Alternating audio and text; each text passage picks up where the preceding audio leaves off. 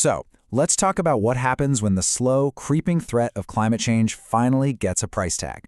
Because for the island nation of Vanuatu, that price is absolutely massive. We're talking about the potential loss of homes, roads, and really a whole way of life. Let's dig into what the data is telling us. Okay, so when you think of Vanuatu, this is probably what comes to mind, right? Gorgeous beaches, that unbelievably clear water, it's the definition of paradise.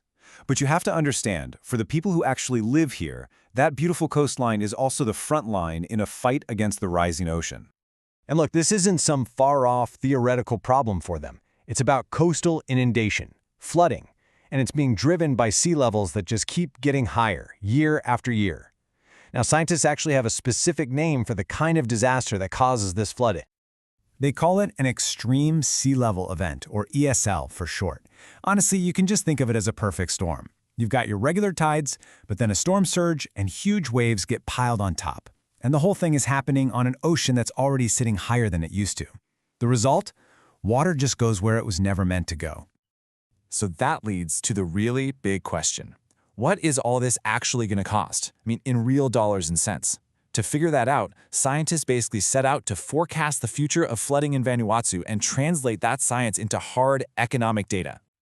The study itself comes from the Van-KIRAP project, which is a big deal in Vanuatu for climate resilience, and they had some serious scientific heavy hitters backing them up, namely Australia's national science agency, the CSIRO.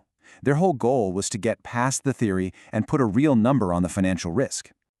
And this gives you a little peek behind the curtain at how they did it. They ran these incredibly complex computer models to project just how high the water could get during these extreme events. You can see right here how that flood risk, all that yellow, just gets more and more intense over time around the island of Vanuatu.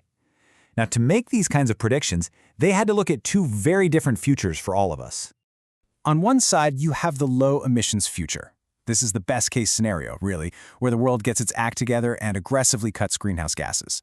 But on the other side, well, that's the high emissions future. It's basically the business as usual path if we just keep going the way we are. And for a country like Vanuatu, the difference between these two paths is, well, it's everything.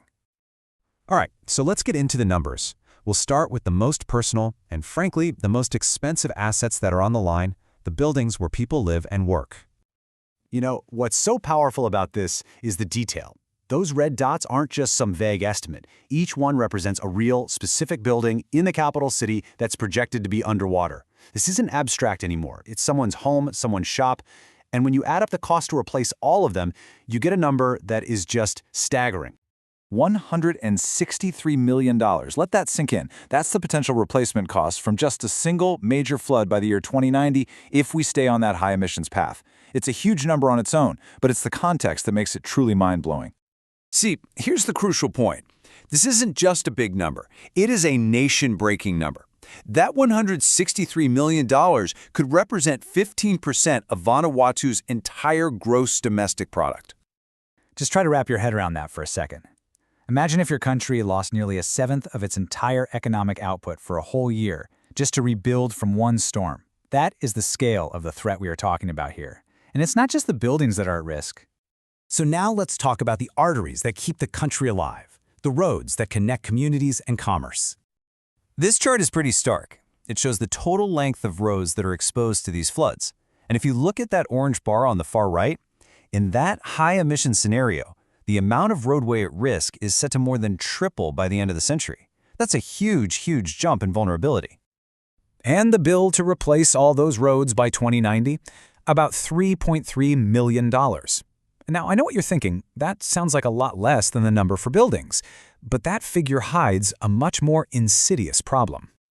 As you can see, the cost just keeps going up and up. It's relentless. Every single flood means more money has to be spent rebuilding the same essential roads over and over and over again. It's this constant, persistent drain on public funds that could have gone to schools or hospitals or growing the economy. But here's maybe the most sobering part of this whole thing. As truly devastating as all these numbers are, they are almost certainly a dramatic underestimate of the real cost. And that's not just my opinion. The scientists who wrote the report, they say it themselves right here. They state that the full economic impact is likely to be significantly greater than what they were even able to calculate. So why is that? It's because of all the things their models just couldn't measure. Think about it. The report calculates what it costs to replace a road. It doesn't calculate the cost of a business that has to shut down or a supply chain that's completely broken. It doesn't include the cost of emergency services or the long-term toll on people's mental health. And it doesn't even begin to touch the domino effect on huge sectors like tourism and farming, which are the absolute lifeblood of Vanuatu's economy. And that's really why this all matters so much, far beyond Vanuatu. This story, this data, it's a real-world preview of what the international community calls loss and damage. These are the unavoidable impacts of climate change that go way beyond what any nation can simply adapt to. This is what it actually looks like on the ground. So this data doesn't just paint a scary picture for one small country. It really poses a fundamental question to all of us. As we get better and better at calculating the precise, devastating price of climate change, what is the world's responsibility to the countries that did the least to cause the problem but are now being forced to pay the highest price?